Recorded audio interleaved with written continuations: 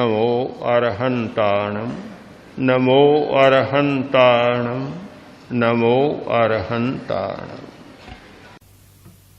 जगत बहुत बड़ा है, इसमें अनेक प्राणी हैं, असंख्य अथवा अनंत, कोई सीमा नहीं है। 5 स्थावर काय एकेंद्रिय जीव पूरे संसार में फैले हुए, पूरा लोक उनसे भरा हुआ है।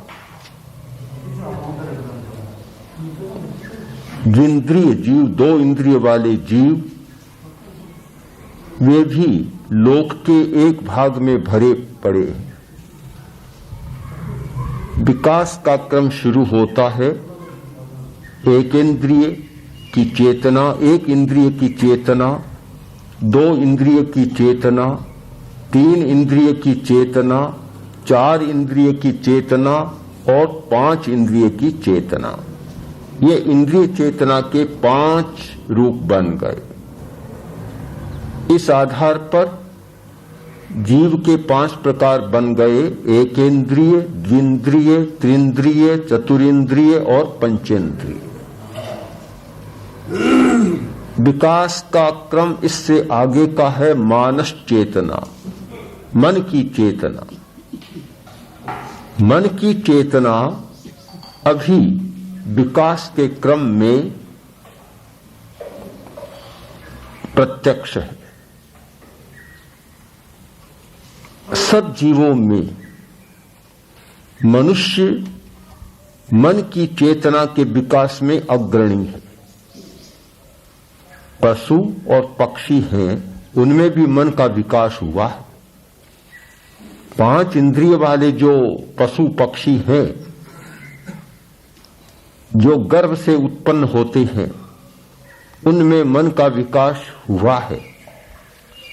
पर जितना परिस्फुट स्पष्ट मानस विकास मनुष्य में हुआ है, उतना अन्य किसी में नहीं है।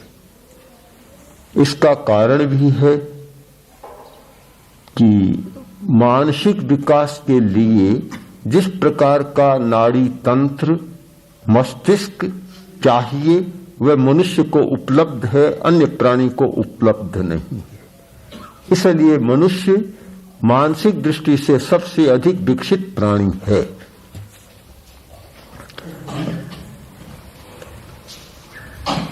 तो क्या यह मानसिक विकास हमारी चेतना के विकास की सीमा है, या इससे आगे भी कुछ है? अध्यात्म विद्या पर चिंतन करते समय यह बहुत स्पष्ट है कि मनस विकास बहुत अच्छा है, किंतु सीमा नहीं है।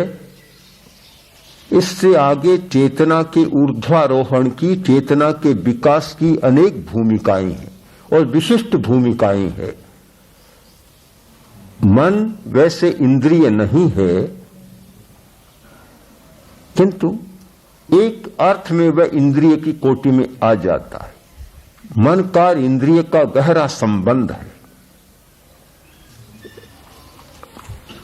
इंद्रियां विषय का ग्रहण करती है और मन उन विषयों का निर्धारण, विश्लेषण करता है। उन जाने हुए विषयों के आधार पर स्मृति और कल्पना करता है, चिंतन करता है। किंतु इंद्रियां अगर नहीं है तो मन कोई काम नहीं कर पाएगा।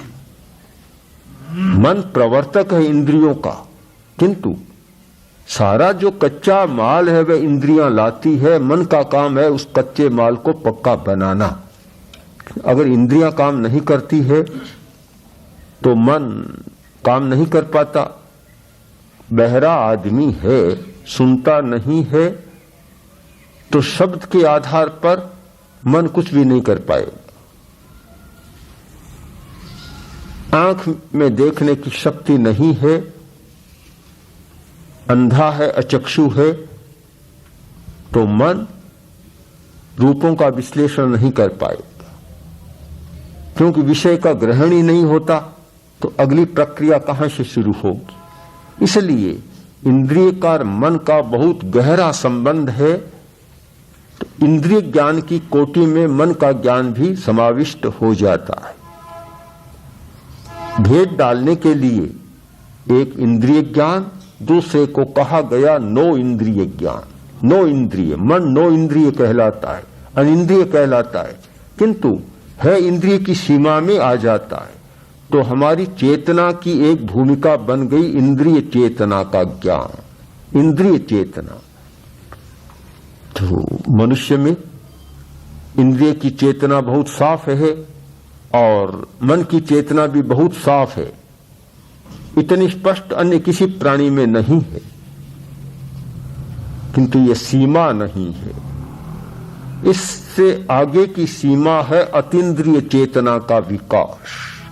चेतना का ऊर्ध्वारोहण होता है अतीन्द्रिय चेतना, जहां इंद्रियों की कोई अपेक्षा नहीं रहती। बिना देखे जाना जा सकता है, साक्षात्कार किया जा सकता है, होता है। बिना सुने शब्द को जाना जा सकता है। किसी इंद्रिय की जरूरत नहीं और किसी मन की भी जरूरत नहीं। अतीन्द्रिय ज्ञान, अवधि ज्ञान अतीन्द्रिय ज्ञान का पहला है। दूसरा स्तर है मनः पर्याय ज्ञान, दूसरे के मन के विचारों को जान लेना। तीसरा है केवल ज्ञान, जहां रूप और अरूप, मूर्त और अमूर्त सभी द्रव्यों और पर्यायों को जान लेना, जो चेतना के विकास का चरम और शिखर है। ये अतीन्द्रिय चेतना का विकास कौन कर सकता है?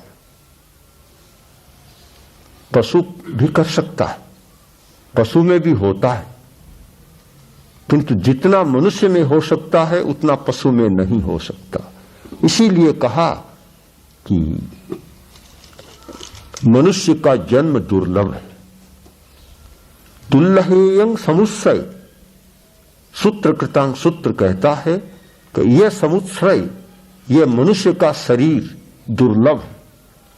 अब मनुष्य का शरीर दुर्लभ क्यों है, मनुष्य का जीवन दुर्लभ क्यों है, अनेक दृष्टिकोण हो सकते हैं।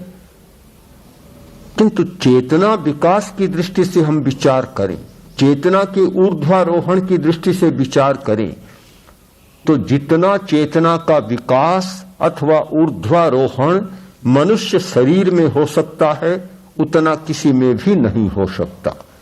इसीलिए यह दुर्लभ है। इस सारे परिप्रेक्ष्य में जीवन के लक्ष्य का विचार करें कि जीवन का लक्ष्य क्या है। यह कौन सोच सकता है? मनुष्य ही सोच सकता है कि जीवन का लक्ष्य क्या है। दूसरे प्राणियों में यह लक्ष्य के चिंतन की चेतना जागृत नहीं होती।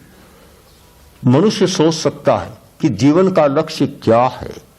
कुछ लोग मानते हैं कि लक्ष्य तो स्वतः जीवन के साथ आता है, ऐसा संगत नहीं लगता।